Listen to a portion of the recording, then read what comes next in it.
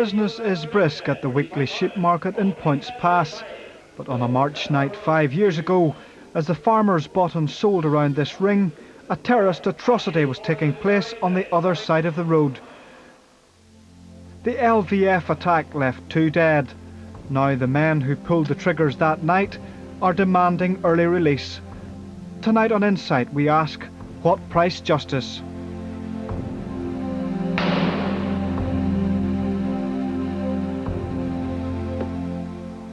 The road to Poyntzpass begins here in the Maze prison in December 1997, when INLA prisoners took advantage of lapses in security to carry out one of the most daring attacks of the Troubles, the murder of Billy Wright. On the LVF wing that day were 2 Banbridge men, Stephen McClean and Noel McCready, former soldiers who had linked up with Wright's organisation in Portadown. In February 1998, the case against them collapsed, and McClean and McCready left jail with one thing on their minds: revenge. The gang had identified the target, the railway bar. The LVF later claimed it was being used by the IRA. The police said it was a soft touch for hate-filled terrorists bent on murdering Catholics. As the murder plot unfolded, McClean took a neighbour for a driving lesson on the country roads leading to Poyntzpass, the perfect cover for secretly mapping out a getaway route for his killer gang. On the night of March the 3rd, 1998, McClean and McCready headed for Poyntzpass. At the wheel of their car was David Keyes, a petty criminal originally from East Belfast.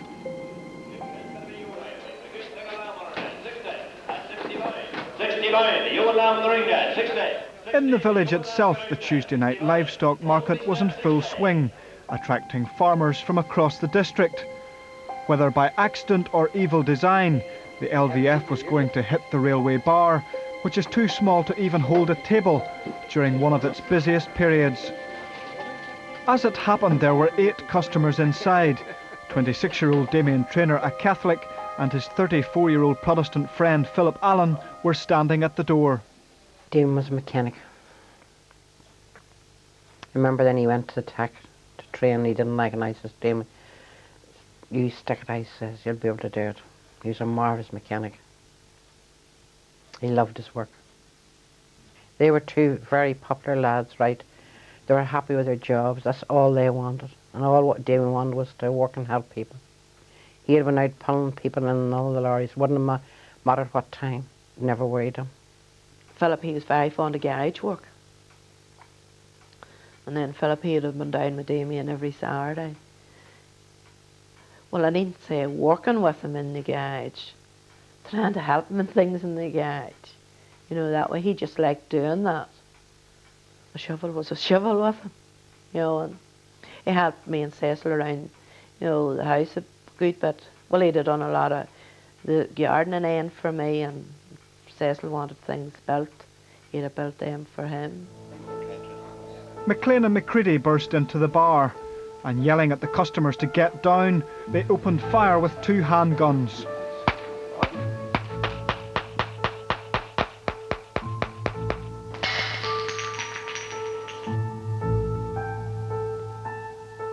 Two drinkers were shot and wounded, one as he tried to shield his teenage daughter. And by the time McClean and McCready ran out of bullets, Damien and Philip lay fatally injured. I can remember my oldest son, Dee, coming down, and he was wrapping the windows at the front of the house the whole way down the street, and then he banged on the front door. And I didn't know what was going on, so he came in, and I opened the door, and he shouted in that Philip and Damien had got shot up in the pub. Well, shot in the pub, were shot in the leg, they were shot in the arm. It was something like that. So I put on my coat and I ran up the street, shouted at Cecil and told him. But whenever I went in through that bar door, it was completely different. Damien, I could see a hole in Damien's head, just above the top of his ears.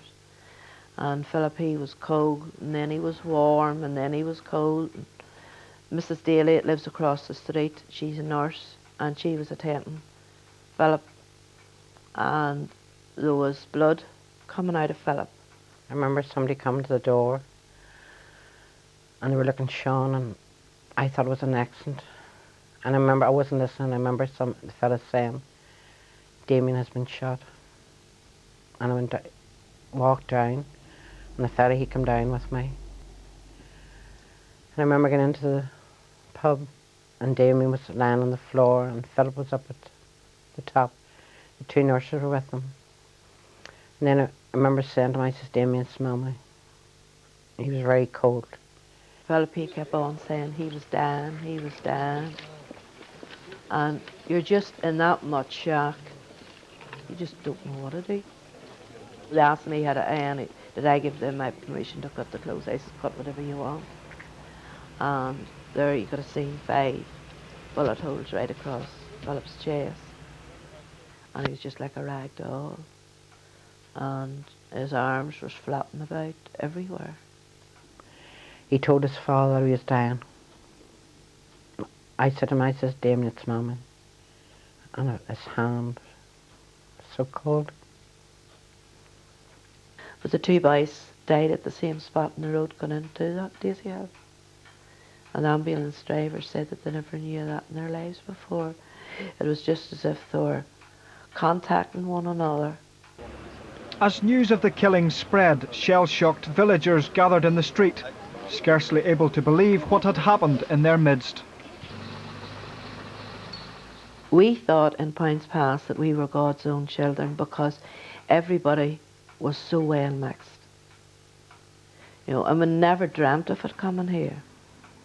Well, if you wanted to pick the one place in the north of Ireland where there weren't any tensions, where there was no sectarianism, where there was no history of paramilitarism, then it would have been Poyntzpass. And that's probably the reason that the evil minds who did this chose it, because they knew they would be able to drive in and drive out undetected.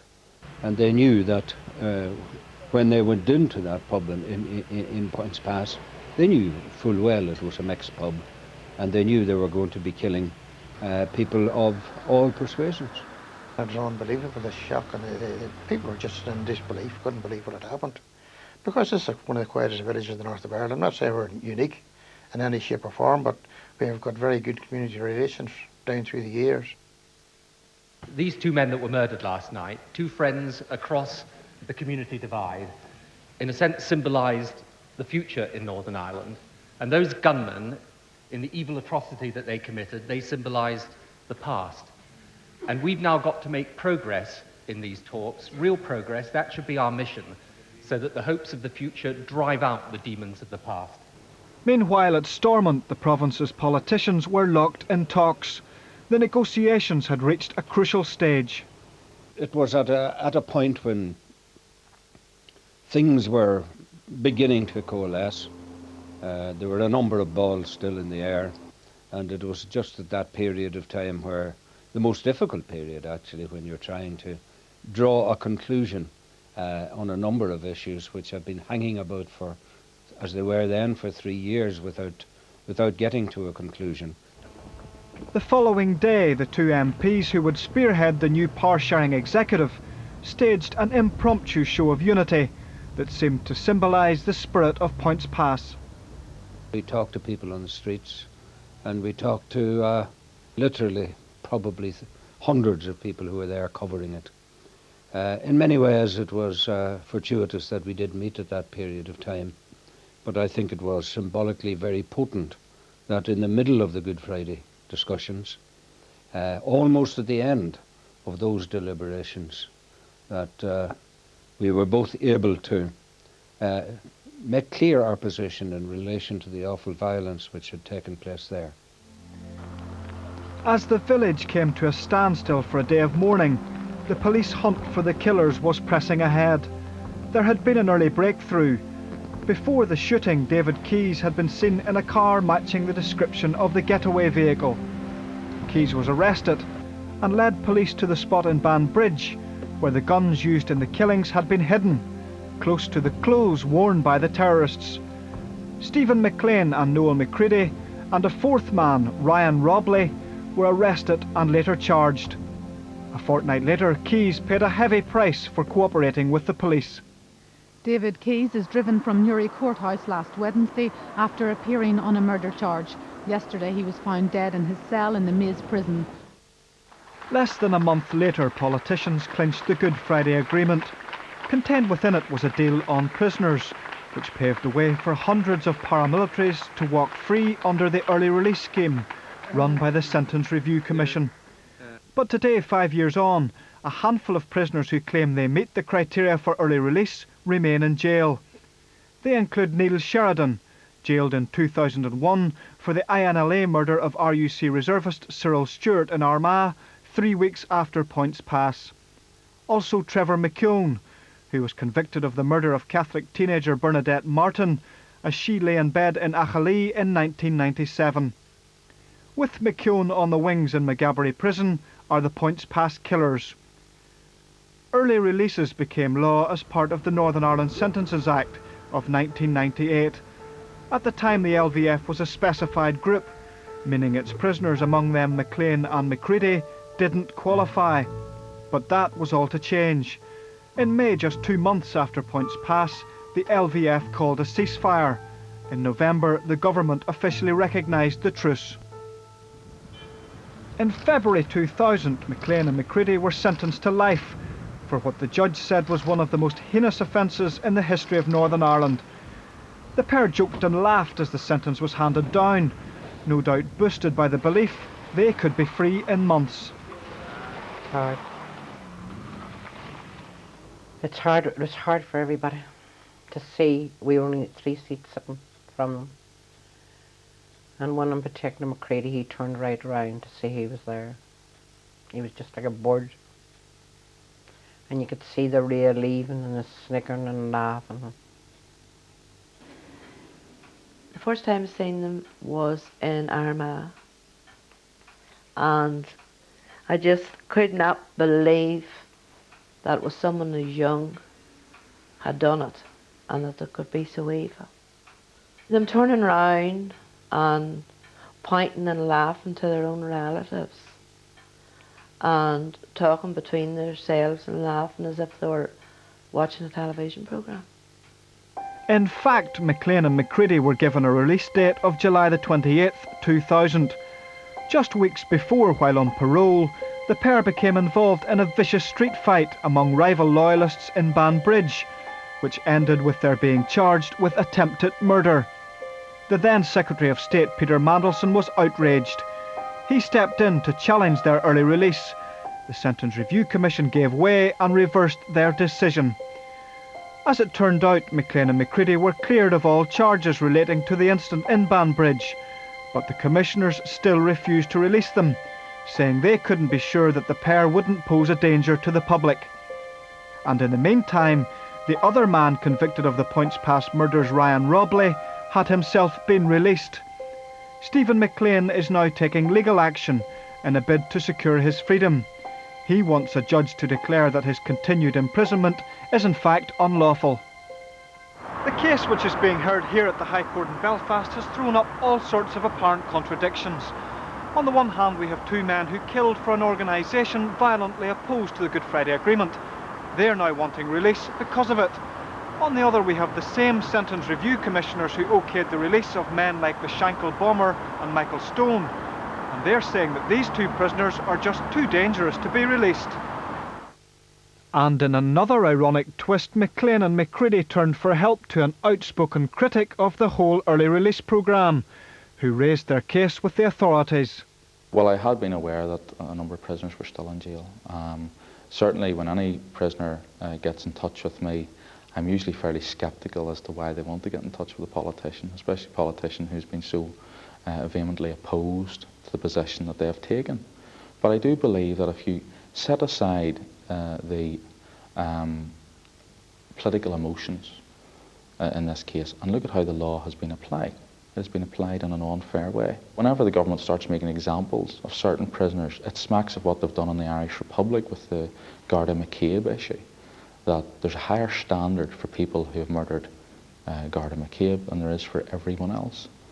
Again, I stress my view that I don't think any of these prisoners ought to have got out. I campaigned on that basis But once the government applies that law, they must apply it on a fair basis.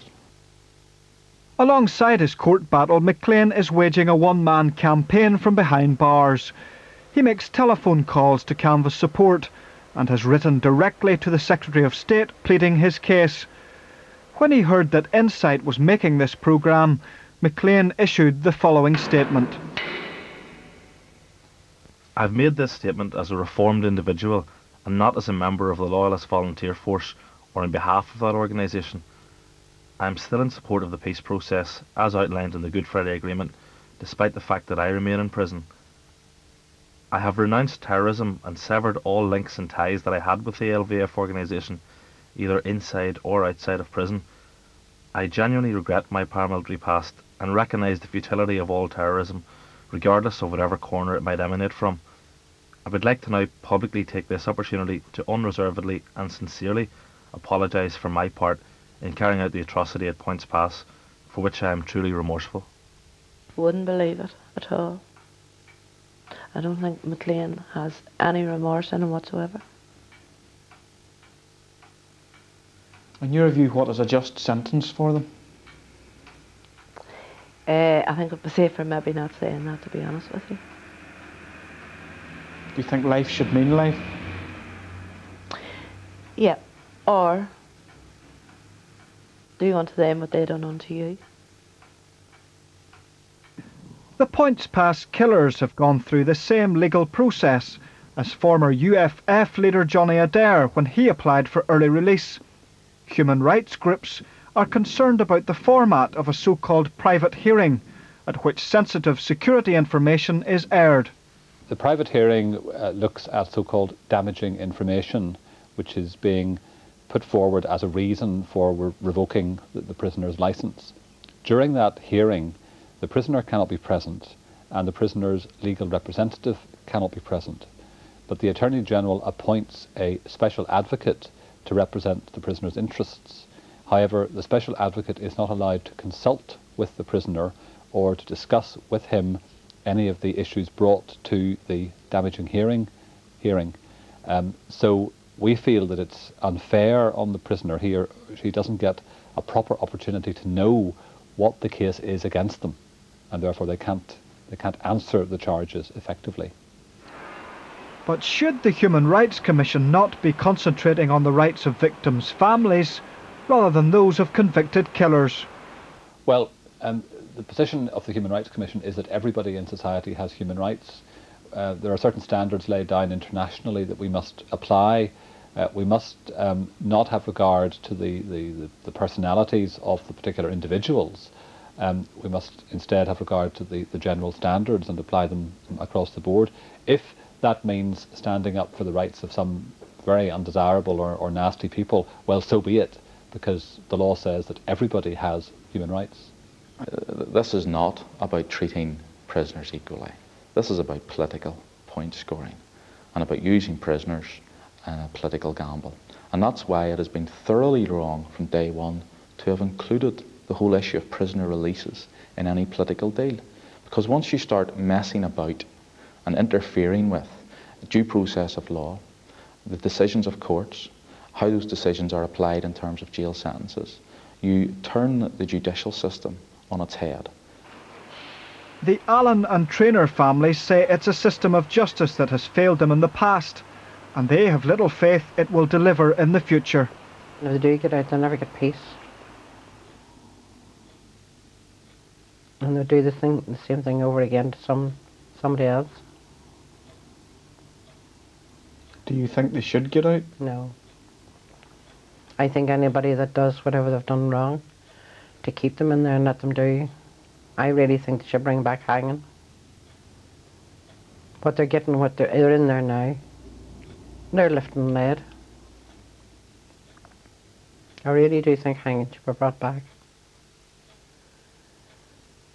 So you really feel that any prison term that they got wasn't enough? It wasn't enough. I was very disappointed if there's leniency shown towards those two people. Because they showed no leniency towards the two unfortunate people they shot, and more importantly to the families that they left behind. That you want to see broken homes and you want to watch what those two families have suffered over the years, and they're still suffering. 5 years on, more than 400 paramilitary prisoners have walked free early under the terms of the Sentences Act. Of those who've been released, only 34 have been charged with new offences or have had their licences revoked. The Sentence Review Commissioners have always acknowledged that their decisions by their very nature have been painful for the victims of violence. The justice debate has been reignited by the ongoing political negotiations surrounding so-called on-the-runs, terrorist suspects who've managed to avoid trial. Always keen to avoid controversy, the Commissioners declined to take part in this programme. I think the political thinking behind the early release scheme was a recognition that prisoners would have to be released as part of a broader process of conflict resolution. Internationally and historically in Ireland, generally prisoners are released as part of a conflict resolution process, and I think from an early stage the political players recognised that reality. It certainly was a key issue for the political parties associated with the paramilitary groups, for Sinn Féin and the Loyalist parties, and I suspect that there would not have been a deal had we not have had provisions to secure the early release of the prisoners. Pat Campbell's son Philip was shot dead by the UFF in 1992. She works closely with other victims' families and says they were deeply unhappy when the full details of the early release scheme emerged. Well, we felt quite sad about it because we thought it was very premature for prisoners to be going to be let out when they had done some of them had done such a short time of their sentence, and like a lot of people said to me, like, our sentence doesn't end, ours goes on because we have been deprived of our loved ones. And we all did not think that surely that part of it was totally necessary. I think it has achieved what it was meant to do. It brought the political parties who were associated with the paramilitaries into the process. It has been a success in that we've only had, I think, 30 odd prisoners who've been brought back into prison. Majority of them for ordinary related offences. So in terms of its objective, which was to help secure the peace, yes, I think it has been a success.